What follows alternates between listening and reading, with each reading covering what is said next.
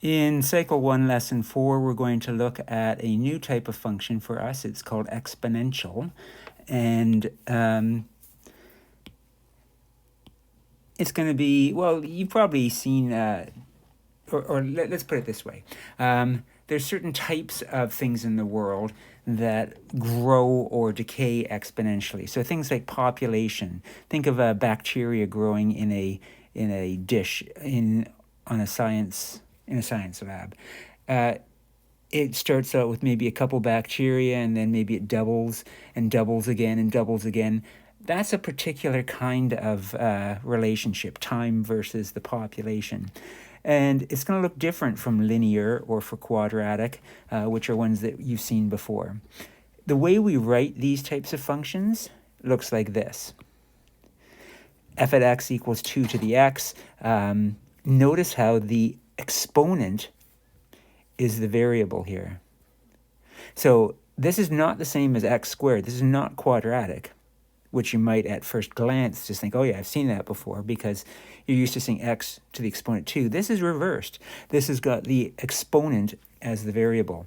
And this one here would be decay. In other words, it would be something getting smaller at a regular rate over time. But again, it's got that same feature of the exponent being the variable.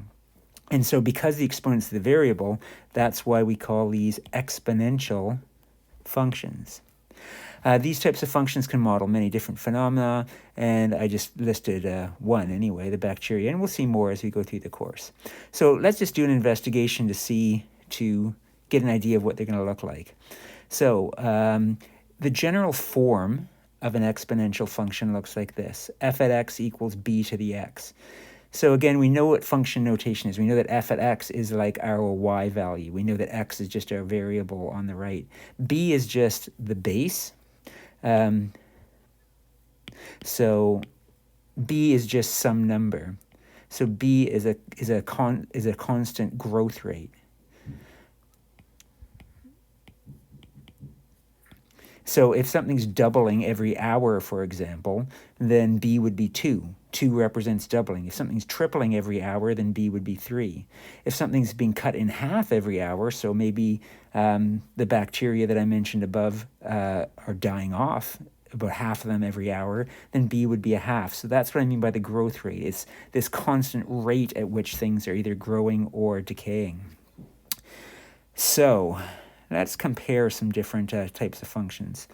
The first one is, or the first couple are ones that we've seen already. So g at x is equal to x. Hopefully you recognize that as linear. You know, that would be just the same as y equals x, except we're using function notation again.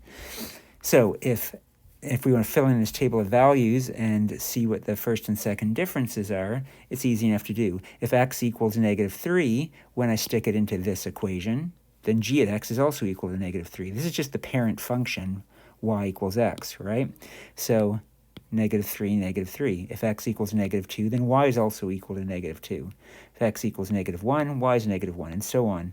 So we can fill in this table without really much thought at all, at least that column. This is linear. Again, this is going to be a graph that goes through the origin. It's got a slope of 1. It's in the form y equals mx plus b, where m is 1 and b is 0. Now, first differences, let's do it like this. Give myself a bit more room. So I'll just draw these little arrows to show where I'm doing the first differences. So if I'm going from -3 up to -2, I'm going from -3 to -2. I'm going up the number line by 1. So the first difference between those two is +1. Going from -2 to -1, I'm going up the number line by 1 again.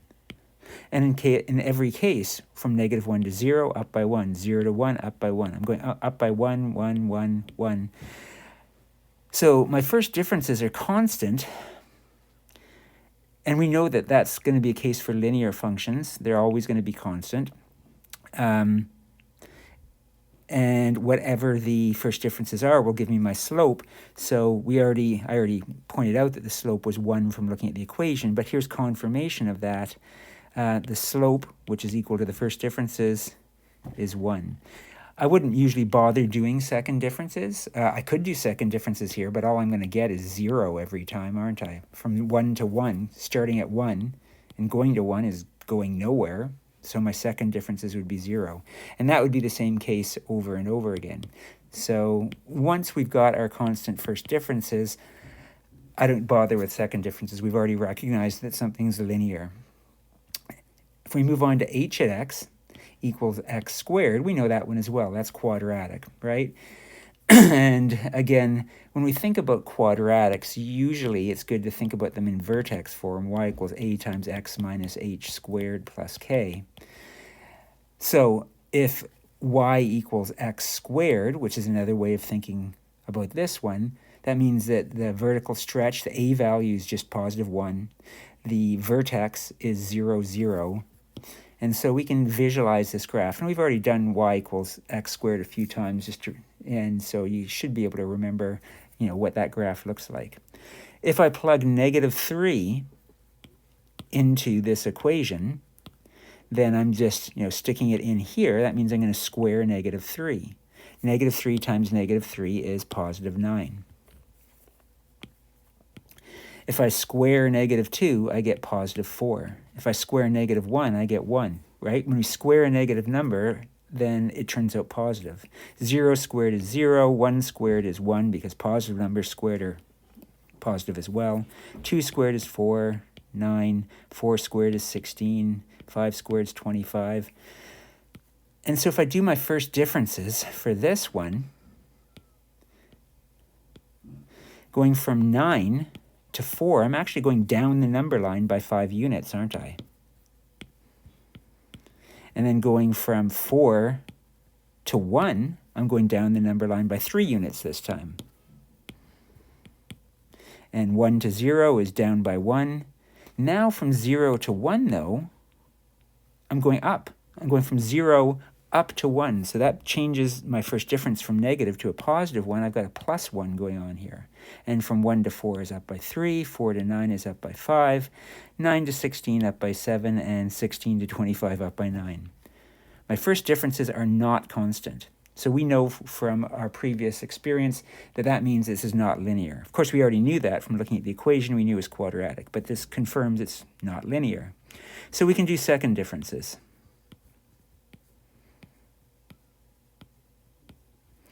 From negative 5 to negative 3, we're going up by 2.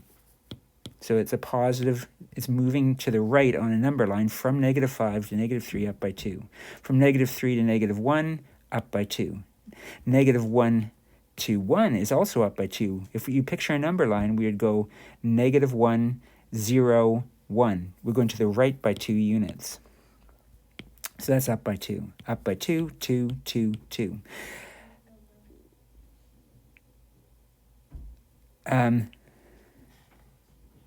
So there is my second differences, and that tells me that the parabola is opening upward. Well, it's telling me that it's a parabola, and it's, we know that if the second differences are positive, then it's opening upward. So these are two that we already know. Here's the new one, the one that we haven't done before. The one I've told you, explained, is a exponential.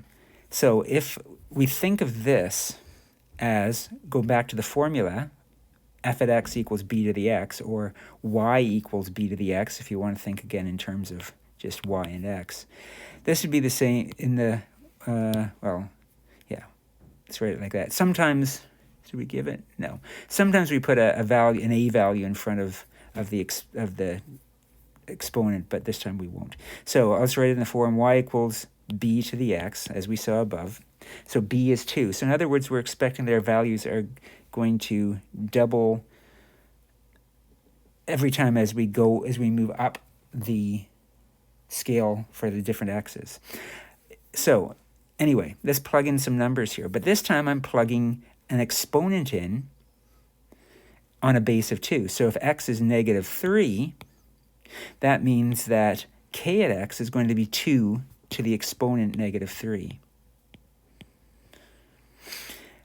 Now you may remember or you may not, and if you don't, I'll remind you, that negative exponents actually mean that we do 1 over the same thing to a positive exponent. So that's the same as 1 over 2 to the positive 3. And 2 to the positive 3 is just 8. So it turns out that 2 to the negative 3 is just the same as 1/8. So we'd have this ordered pair, negative 3 and positive 1/8. If I stick negative 2 into the equation, then I'd have 2 to the negative 2. And again, negative means 1 over, 2 to the positive 2. 2 to the positive 2 is just 4, so that becomes 1/4. And then the next one would be 2 to the negative 1, which would be 1 over 2 to the 1, or just 1 over 2. And 2 to the 0, remember anything to the exponent 0 just equals 1. Anything. So 2 to the exponent 0 just equals 1. And 2 to the 1 would just be 2. 2 to the 2 would be 4. 2 to the 3 would be 8, and so on. We're just doubling every time, aren't we?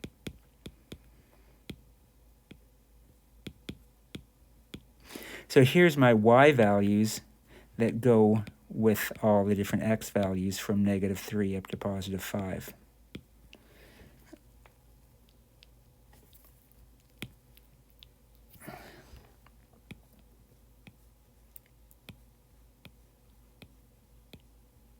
So if I calculate the first differences, going from 1/8 to 1/4 is moving up the number line, but only by a little bit.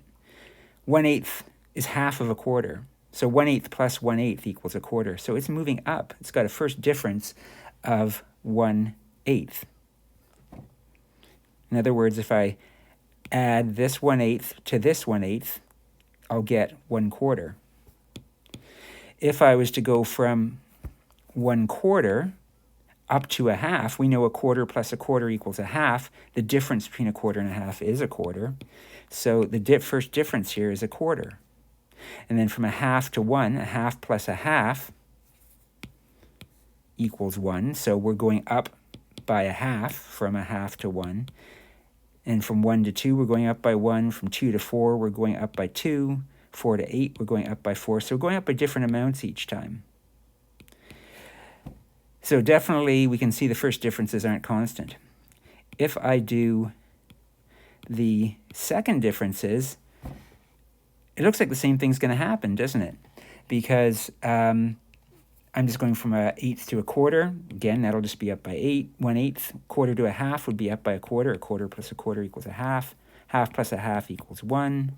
1 plus 1 equals 2. 2 plus 2 equals 4. So my differences are, I keep getting the same differences, whether I do the first differences, the second differences. If I was to do this again, do something called third differences on these ones, it looks like I'd get the same numbers.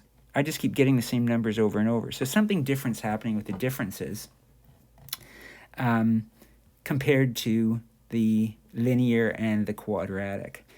So for what, describe the difference patterns for each. So for g at x, that was our linear one, the first differences are constant.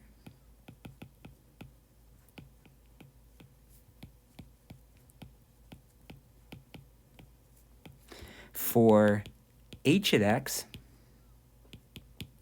equals x squared, the second differences are constant.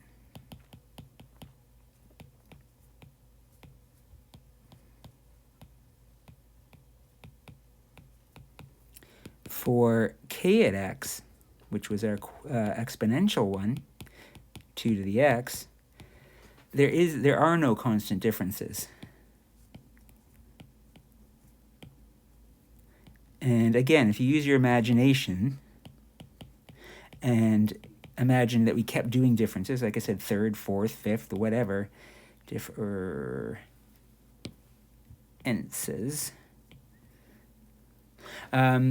we can see it's just going to keep following the same pattern. Okay, so let's look at Desmos. And so we can't look at first differences, I guess, just to wrap this up. And let's move on to something else and just take a look at the graph. Let's graph the function of y at x equals y equals 2 to the x, y equals 3 to the x, and y equals 5 to the x. So we're changing a little bit from up above. Up above we did 2 to the x, we had a base of 2. And we are going to look at that here. But we're also going to look at what happens when we change the base to a 3 or the 5, and how is that going to change things.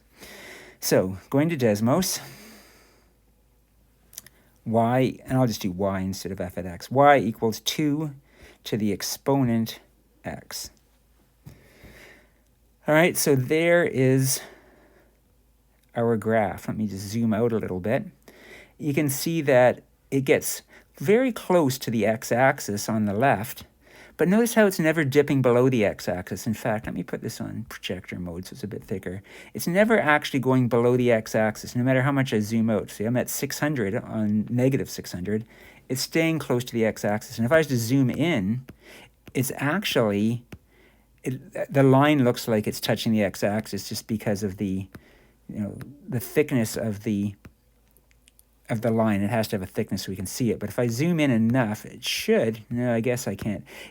It's actually a little bit above the axis. Desmos doesn't show it because, there's limitations to the software, but it's actually slightly above the x-axis no matter how far to the left I go.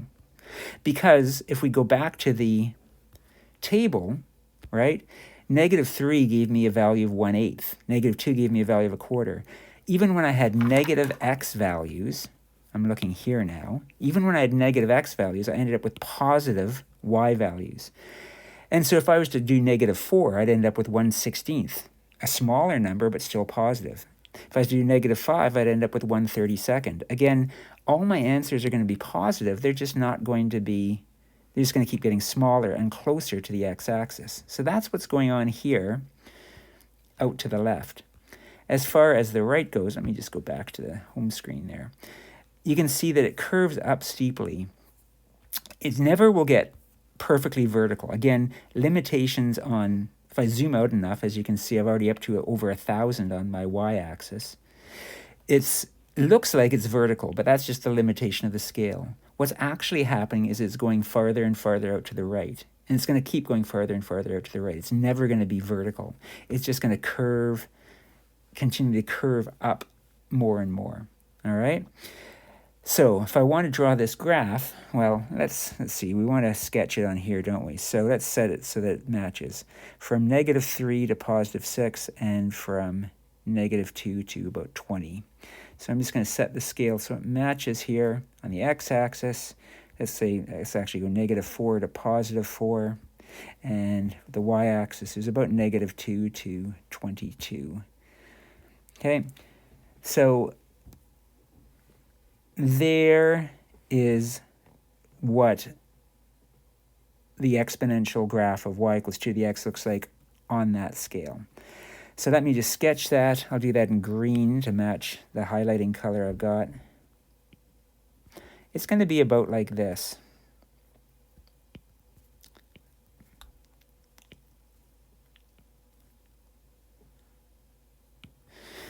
And I'll do my best to draw a curve through it.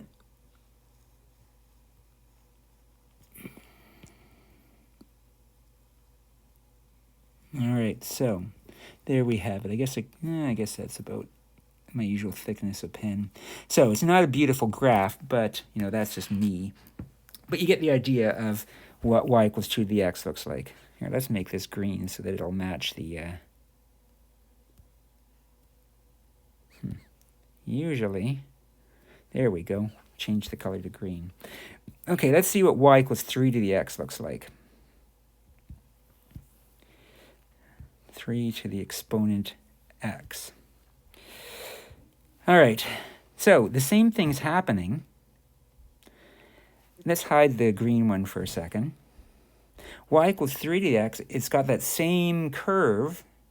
And if I zoom out enough, the exact same thing's happening. It's going to stay positive above the x-axis, and it's going to go up steeply. But actually what happens is it's going up more steeply.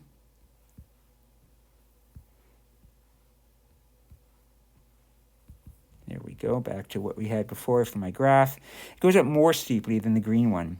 That's because our base is 3 instead of 2. So what's happening is that for every increase along the x-axis by 1, instead of doubling, we're tripling. So for example, let's look at where x equals 2 on the x-axis. So first, let's look on the green line where x equals 2. When x equals 2 on this green line, we have a y value of 4. If I can't quite seem to hit, there we go. Y equals 4 when x equals 2, because 2 squared is 4. Whereas on the blue graph, where we had the base of 3, when x equals 2, y equals 9, because, again, we're squaring 3. The x is my exponent. The base is 3. The x value is my exponent, so 3 to the 2 equals 9. So that's why it's growing faster. It's going to continue to grow faster and faster compared to the green graph. They both are going upwards, but the blue graph, the bigger base, is going up faster. I have to keep going back to my scale so I can show you what I want to look like, what I'm about to copy onto the other graph. So you can see there's the blue graph. All right, so let's put that on our Cartesian plane. Do that one in blue. On the left, it is going to be closer to the x-axis, but it's harder to see because, I can't zoom in. I can't make my scale big enough that you can see what's going on the left here. But the blue ones are actually closer to the x-axis. It's going to have the same y-intercept of 1 because 2 to the 0 has an exponent, 2 to the 0 gives a y value of 1, but so does 3 to the 0. Anything to the exponent 0 equals 1, whatever the base is. Then 3 to the 1 is 3, 3 to the 2, as we just saw, was 9, 3 to the 3 would be 27, so that would be off my graph up here somewhere. So that's going to get that faster growth going on. And again, within my limited abilities, here's the sketch of it. So this one's y equals 3 to the x, this one's y equals 2 to the x, and we have one more to do, right? Y equals 5 to the x. Based on this, you can probably guess what y equals 5 to the x is going to be. It's going to look similar, but probably go up even more steeply again. But let's take a look. And in fact, yes, it does. Let's see if I can change the color on this one. Make that one red. All right, so again, even more steep. So let's just fill that in. So again, very close to the x-axis on the left. Same y-intercept because 5 to the 0 equals 1. But 5 to the 1 equals 5. 5 to the 2 equals 25, which would be up about here. And then if I was to go even farther, 5 to the 3 would be 125. 5 to the 4 would be times 5 again, 625. Anyway, darn it, what just happened? There we go. All right, here's y equals 5 to the x. So the graphs all look the same. It's a matter of how steep they are. These are all what we call growth. They all have bases that are bigger than 1, which means that they are going to go up as we travel along the x-axis from left to right. For each function above, state the domain and range, x or y intercepts, the equations of the asymptotes. An asymptote is a line that a graph of a relation function gets closer and closer to but never meets on some portion of the domain. So if we look at these graphs, they all have the same basic pattern. Is there anything vertical or horizontal that these graphs are getting closer and closer to without touching? Well, the answer is the x-axis, right? All these graphs out here on the left side are staying above the x-axis, as I pointed out earlier. They're not dropping down below it. But the farther to the left I go, they're going to get so close that they're almost touching it. That makes the x-axis an asymptote, a line that the graph is getting closer and closer to without touching. So yes, there are asymptotes. So for y equals 2 to the x, the domain is all real numbers. I'll just do a short form. I won't write the full set notation. I'll just say XER for all real numbers. Range, as we know, it can't touch the x-axis. It can't go below the x-axis. That means the range is all real numbers, but it has to be greater than 0. Intercepts, yeah, it intersects the y-axis. So the y-intercept is 1. Remember, the y-intercept occurs when x equals 0, and 2 to the exponent 0 equals 1. And as I pointed out, the asymptote is the x-axis. The equation of the x-axis is just the line y equals 0. Let's move on to y equals 3 to the x. Well, y equals 3 to the x. It's got the same domain, XER. It's got the same range. It's just above the x-axis, like like y equals 2 to the x was. So it's got to be all real numbers where y is greater than 0. It's got the same y-intercept, because when x equals 0, 3 to the 0 still equals 1. And it's got the same asymptote. Interesting. What about y equals 5 to the x? Well, same range, same above the x-axis, same domain, same above the x-axis range. Same y-intercept, because 5 to the 0 is still 1. And the equation of the asymptote is still x equals 0, because the asymptote is still the x-axis. So that's a basic idea about exponential functions. They're always going to have this kind of look to them. Just a quick little thing to get into it right now is, remember, all these have bases. These equations all have bases that are positive numbers bigger than 1. So 2, 3, 5, they're all growing. So the base of 2 means it doubles every time x goes up by 1. 3 means it triples every time x goes up by 1. 5 means it goes up by 5 every time x goes up by 1. The other possibility for bases is sometimes we could have a base that gets smaller. Say we had a base of a half. In other words, every time x goes up by 1, the graph, the y value is cut in half. In that case, I'm just going to sketch this on here for us so we have something to think about. It would have a graph that looks like this.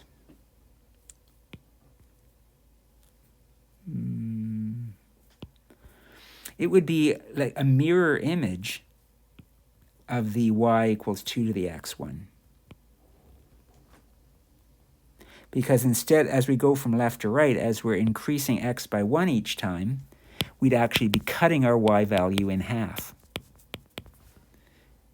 So again, y equals a half to the x is symmetrical about the y-axis with y equals 2 to the x. And if I want to do one that's symmetrical to y equals 3 to the x, think about it. I'll draw it. You think about what the equation might be.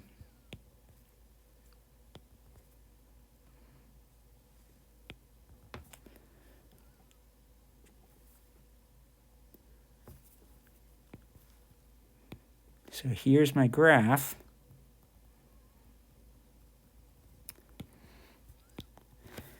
And so that one's symmetrical to the light blue y equals 3 to the x. Or at least it's supposed to be, if I drew it properly. And that would be y equals 1/3 to the x. So exponential functions that have bases that are between 0 and 1, fractions, are going to go down from left to right. They're what we call decay. So we'll come back to that in a later time.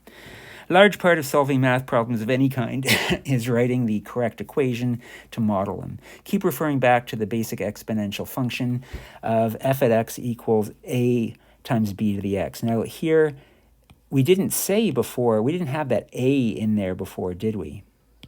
We know what b is. That's our growth rate. But a wasn't given in the previous one. But a is just a stretch factor, just like it's the stretch factor for a quadratic.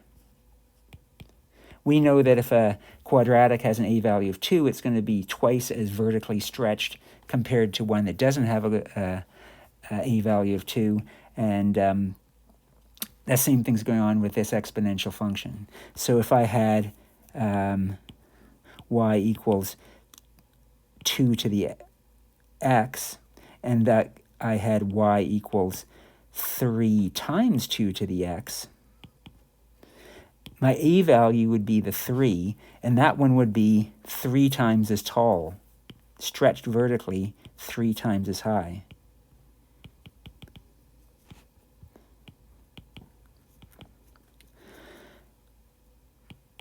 Okay, So that's our stretch factor, but it's also, we can think of it as an initial amount, initial value for something. So if there's a starting amount, then we can think of that as our A value as well. So here's a couple of examples. In each case, write an equation that models the situation described. Explain what each part represents. So the percent of leaves on top of a tree if it drops 2.5% of its leaves each day. So my B, I need to figure out what B is. So when we're dealing with percents, B starts out as 100%. If something was to stay exactly the same, it would be 100%. So B is going to be, in this case, if it's going down by 2% each day, we start with 100% of something. If it goes down by 2.5% each day, my B would be what's left. It would be 97.5%. And we always give it as a decimal. So 0.975. Whenever we're working with percents in an equation, we always make them a decimal. So that's going to be my B value. It doesn't say anywhere what the initial amount of leaves on the tree is. So again, we could do that as a percent. So A, my initial amount, is 100%. Lacking anything else, like maybe if they told me that there were 27,000 leaves on the tree to begin with, then I could give an actual number of A equals 27,000. But as you can see in this one, there's no quantity of leaves given. So I can just express it in terms of percent. Whatever amount of leaves are on the tree when we start, that's all of them. In other words, 100%. So if I want to write an equation, I could write it as f at x equals, and going back to, let's start with the formula, A times B to the x. If A is 100%, so I'll just write it as 100, I don't need to write the percent in there. B is the base, which I just pointed out was 0.975, and x would be the number of days. Okay, so I'm supposed to explain what each part means. So x is number of days that have passed.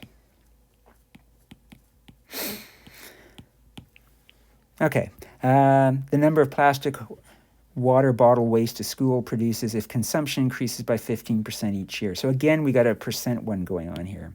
So again, if we start out with 100% as whatever it is what it is, but it's going up by 15% each year, then the growth rate would be 115%. As a decimal, that would be 1.15. So B would be 1.15. That would give us a growth rate that would be 15% bigger each year. When it says the current number is 40,000, that's my starting amount. That's my A value. And in this case, X will be number of years.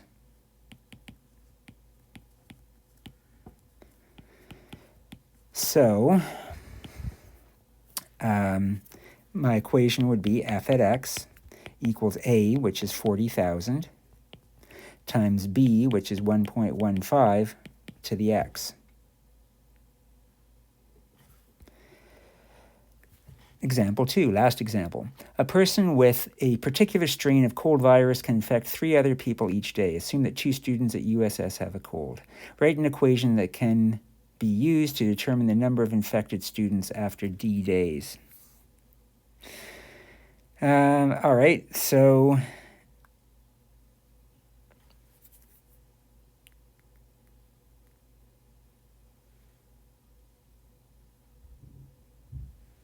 two students, sorry, I was just looking for this important piece of information. I needed to know how many we were starting with. I skipped over that first. So we're starting with, assuming 2 students have a cold, so A equals 2. Okay, it can infect 3 other people each day. That's also important. So one person can infect 3 other people each day. So that would mean that B would be, assuming that the first person still has the cold the next day, we'd have that one person, but the 3 more people would have the cold the next day, right?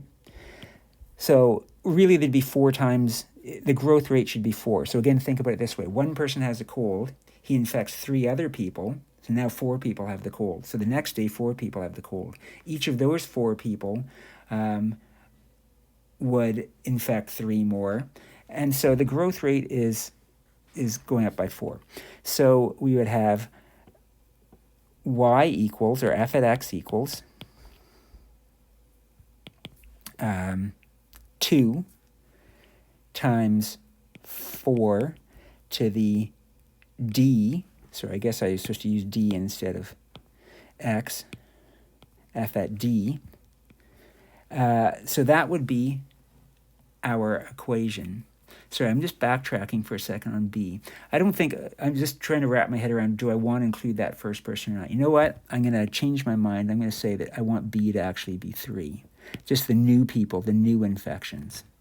I know that I said 4 before, but I think I misinterpreted it. So I'm going to change that to a 3, and I think I'm happier with that one. Then I'll have the new infections at least.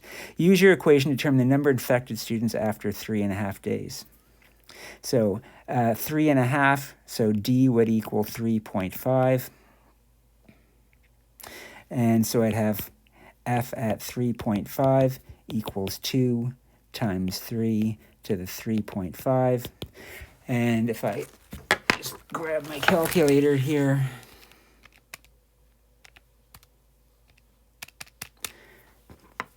I'd have, if I round it, 94.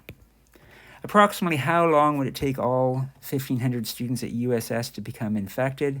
That means that we want f at d to equal 1,500. So using my equation from up above, I would put 1,500 in for f at d, 2 times 3 to the d, and I'd have to figure out what d is. We'll learn techniques to figure this out in later math lessons. But for now, we can just use a little guess and check.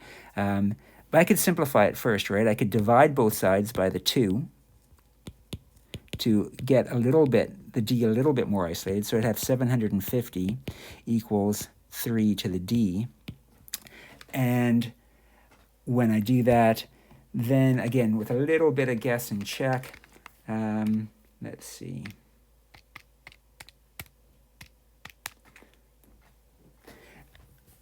It comes down to close to 6 days, right? You can just try plugging in different numbers, but I think that you'll find that 3 to the exponent 6 is 729. If I was to make d7, then it would be a much bigger number. So somewhere between 6 and 7 days. All right, and that's it. See what you can do with this homework.